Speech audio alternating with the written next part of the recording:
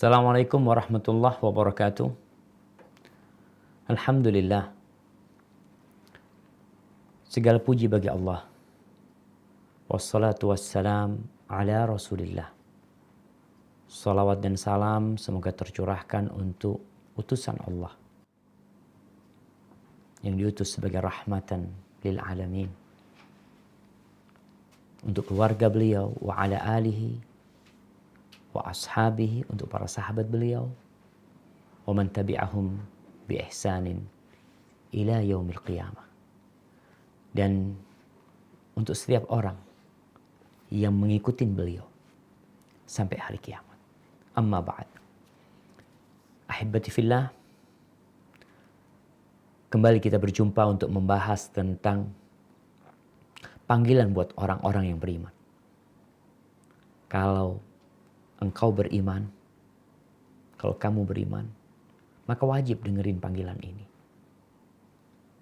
Kalau beriman.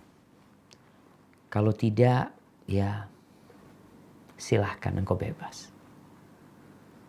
Ketika Allah memanggil hamba-hambanya yang beriman dengan panggilan ya ayyuhalladzina amanu, maka tentunya Allah ingin menyampaikan sesuatu yang penting buat orang-orang beriman.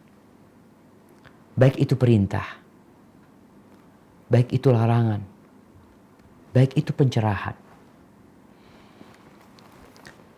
Kita sampai kepada panggilan Allah yang ke-8. Yaitu yang berada di surah Al-Baqarah ayat 264. Ana akan membacakannya sebelum kita menguraikan dan memahaminya. A'udzu billahi minasy syaithanir rajim. Ya ayyuhalladzina amanu la tubtilu shadaqatikum bil manni wal adha كالذي ينفق ماله رئاء الناس ولا يؤمن بالله واليوم الآخر فمثله كمثل صفوان عليه تراب فأصابه وابل فتركه صلدا لا يقدرون على شيء مما كسبوا والله لا يهدي القوم الكافرين. Subhanallah. Allah subhanahu wa ta'ala memanggil orang-orang yang beriman.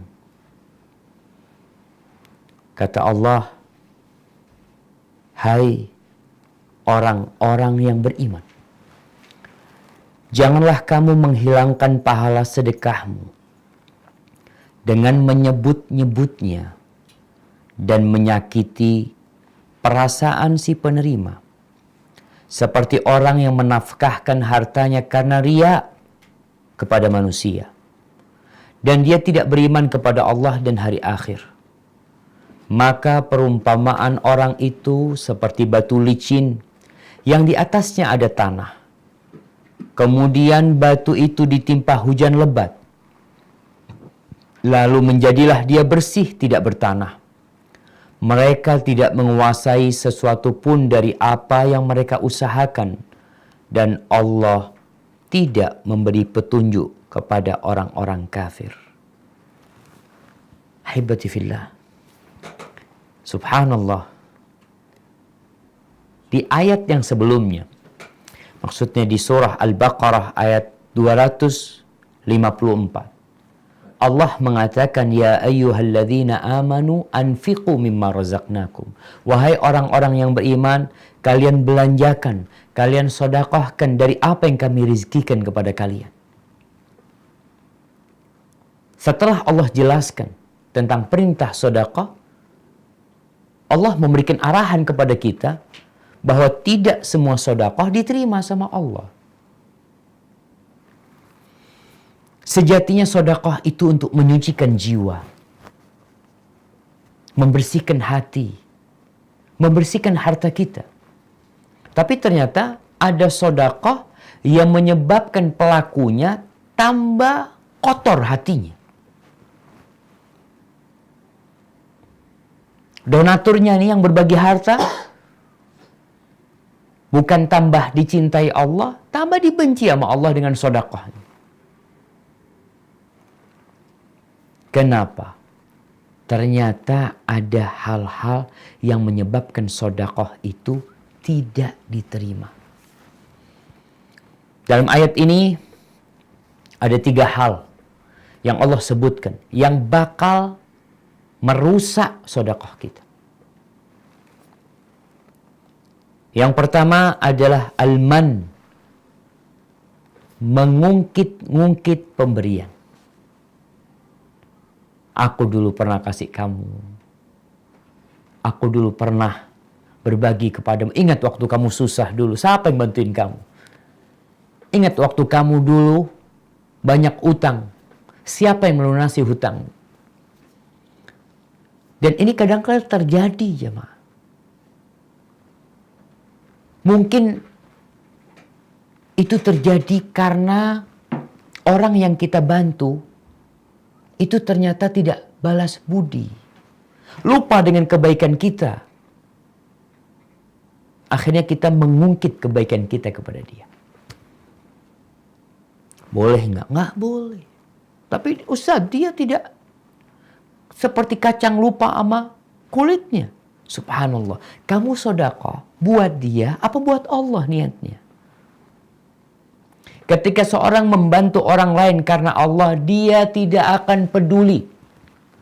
Orang itu mau mengucapkan terima kasih, orang itu mau mengatakan syukran, jazakumullah khairan, atau orang itu lupa sama antum, nggak ada urusan antum. Oleh karena itu penghuni surga, apa kata mereka? Innama nut'imukum liwajhillah la nuridu minkum jazaan wala syukura. Kami itu ngasih makan kalian, kami itu membantu kalian berharap pertemuan dengan Allah, mengharapkan keridhaan Allah Jalla Jalaluh, ingin memandang wajah Allah Jallat Azamatuh. Kita tidak mau dari kalian jazaan, balasan, balas budi ini, wala syukur, dan tidak pula ucapan syukron, ucapan terima kasih, enggak. Maka itu enggak perlu sakit hati. Allah katakan jangan batalkan sedekah kalian dengan man, dengan mengungkit-ungkit kebaikan yang pernah engkau lakukan. Itu kalau engkau memang lillahi ta'ala. Karena bisa membatalkan. Walaupun niatmu lillahi ta'ala. Ustaz, ana benar-benar lillahi ta'ala bantu dia, Ustaz. Tapi dengan engkau mengungkit-ungkit pemberianmu, batal. Dan ini termasuk dosa besar.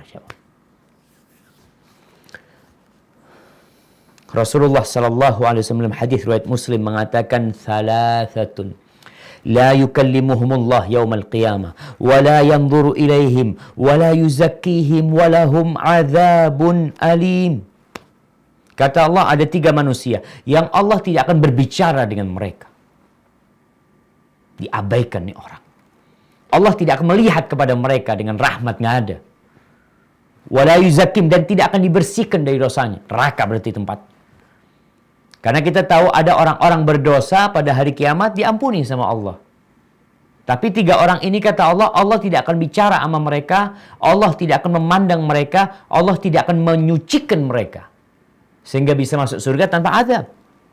Orang-orang yang diampuni masuk surga tanpa harus masuk ke dalam neraka dahulu.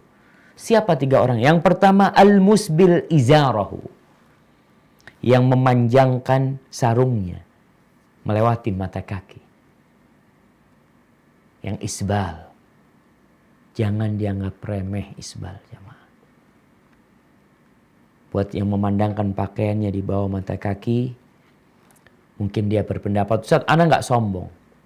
Ya, kalau engkau sombong nggak akan dilihat sama Allah. Tapi kalau tidak sombong pun, itu perbuatan yang benci sama Allah. Yang kedua, wal mannan alladzi la yu'ti syai'an illa mannahu. Dan mannan nih, orang yang suka mengungkit-ungkit pemberiannya. Tidak pernah dia memberi kepada orang kecuali dia ungkit kebaikan dia. Yang ketiga, wal munfiq bil halifil kadhib, dan orang yang jualan dengan sumpah palsu. Wallahi barangnya ini bagus. Saya ngambilnya saja ini 10.000. Padahal ngambilnya 9.000, 8.000. Dan na'udzubillah jemaah ya. Hati-hati yang jadi pedagang nih. At-tujar, fujar. Pedagang itu penjahat, kata Nabi Sallallahu Alaihi Wasallam. Illa man barra wa sadaq. Kecuali yang baik dan jujur. Tapi yang pakai sumpah-sumpah. Kadang-kala anak ingat beli sesuatu. Anak tawar barangnya.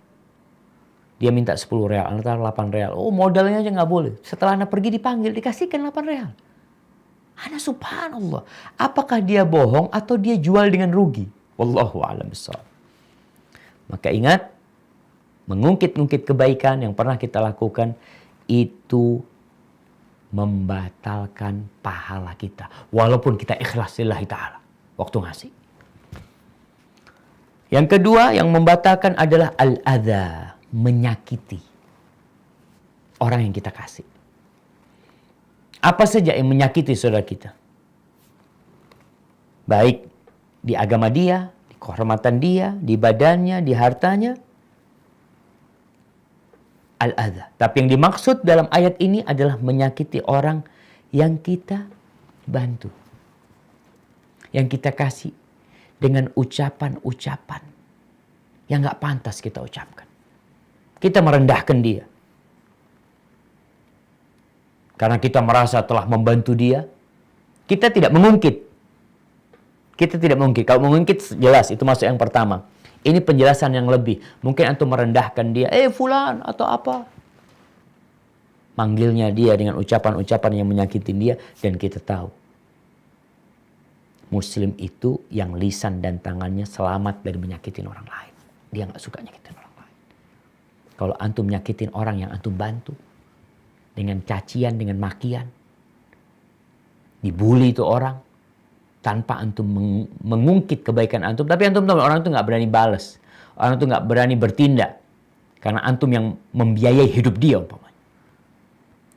Maka pahala antum hilang. Yang ketiga, riya yang membatalkan. Maka di ayat yang baru saja kita baca, Allah menyebutkan kalladzi yunfiqu malahu ria'an nas. Seperti orang yang menginfakkan hartanya riya kepada manusia. Mengungkit-ungkit, menyakiti, itu seperti riya akhirnya membatalkan. Hanya saja kalau riya ini membatalkan semua amalan yang bercampur dengan riya tersebut. Riya ini di sholat ada riya, di puasa ada riya, di haji ada riya, kemudian di zikir ada riya, banyak sekali. Maka Allah sebutkan di sini, engkau membatalkan pahala sedekahmu itu seperti orang yang sedekah riya dan tidak beriman kepada Allah dan hari akhir. Di sini para ulama menjelaskan orang yang riya itu imannya lemah. Lemah. Kenapa? Kenapa dia harus tunjukkan kepada orang amalannya? Yang ngasih rezeki siapa? Allah. Yang ngasih harta siapa? Allah. Yang ngasih badanmu? Allah. Kemudian engkau ingin dipuji orang, ingin dilihat orang ketika beramal. Kenapa engkau nggak tunjukkan kepada Allah? Dan kita tahu, sedekah yang lebih baik adalah sedekah yang tersembunyi. Di mana antum hanya menampakkan amalan itu bukan ria'an nas. Tapi antum tunjukkan kepada Allah Rabbul Alamin. Jadi kalau ada orang riya, perbaiki imannya. Lemah orang itu. Kita nih, nggak usah ngomongin orang. Kita kalau sholat riya, apa saja riya, maka Allah sebutkan wala yu'minu billahi wal yaumil akhir. Nggak beriman kepada Allah dan hari akhir. Karena riyanya dia itu seakan-akan menafikan keimanan dia. Ini masuk syirik riya ini. Famathaluhu, orang ini, orang yang riya, itu seperti batu yang licin. Kalau antum lihat mungkin ada batu besar licin. Kemudian alaihi turab, Di atasnya ada tanah. Orang berpikir ketika ada tanah, beberapa daerah itu bawahnya batu. Di atasnya tanah. Orang berpikir tanah ini kalau ditanamin sesuatu, insya Allah akan tumbuh. Datang hujan. Benih itu ditaruh di tanah situ, dengan harapan datang hujan ini, alhamdulillah akan tumbuh. Ternyata hujan datang, langsung hilang tuh tanahnya. Engkau mau tanam apa di atas sana? Hilang. Begitu pula orang yang riya. Begitu pula orang yang mengungkit-ungkit sedekahnya. Engkau berpikir engkau punya kebaikan. Tapi engkau akan dapatin kebaikanmu hilang seperti tanah yang licin. Nggak ada apa-apanya ternyata.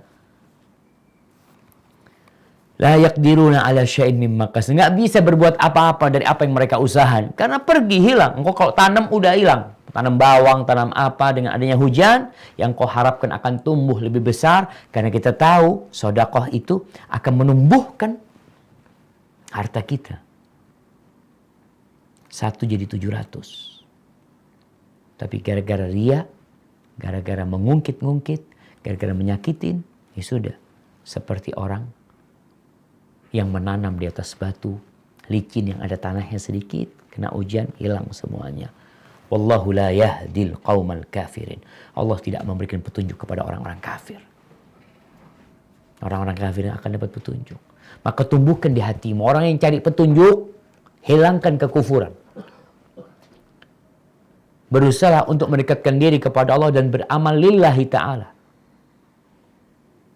Karena orang-orang kafir gak akan mendapatkan petunjuk. Kalau ada orang yang mengatakan, Ustaz gimana cari petunjuk? Ya tumbuhkan di hatimu. Hilangkan kekufuran dari hatimu. Barakallahu fikum. Jamaah yang terakhir, sedekah ini untuk menyucikan hati kita. Maka berusaha selesai sedekah, antum lihat hati antum. Ya Allah, lillahi ta'ala enggak? Aku ungkit-ungkit enggak? Aku nyakitin orang enggak? Ngasih orang, kadang kala di depan orang, dilempar duitnya. Nyakitin orang. Sembunyi-sembunyi kalau ngasih orang. Nggak perlu kelihatan orang. Agar sedekah itu berpengaruh kepada diri kita, kita menjadi orang yang lebih baik. Barakallahu fikum. Sampai berjumpa kembali. Semoga senantiasa dalam lindungan ilahi. Nantikan panggilan Allah yang selanjutnya. Assalamualaikum warahmatullahi wabarakatuh.